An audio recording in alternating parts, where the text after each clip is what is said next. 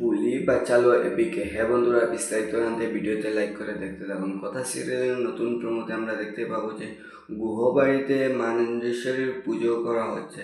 তখনই বাড়ির সবাই সেখানে ছিল, কথা বুলিও সেখানে ছিল পুজো করতে। ঠিক তখনই সেখানে রিচা একটা জেহরিলা ফুল নিয়ে আসে সেখানে এবিকে টেস্ট করার জন্য। এটা বুলি দেখে ফেলে বলে, বালু সাহেব এটা খাবেন না আপনি।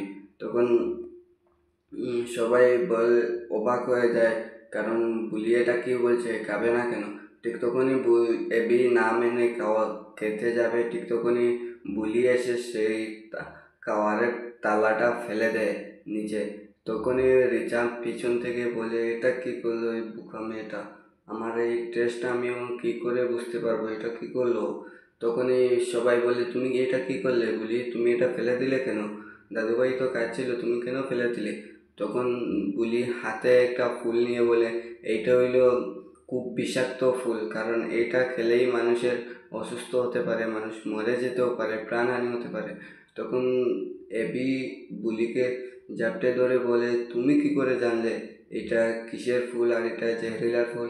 তাই আপনাদের কি মনে হয়, বুলি কথা নাকি অন্য কিছু রহস্য আছে? অবশ্যই কমেন্ট করে জানাবেন। আর কথা সিরিয়ালের আগামী সকল আপডেট পেতে চ্যানেলটি সাবস্ক্রাইব করে পাশে থাকবেন। ধন্যবাদ সবাইকে।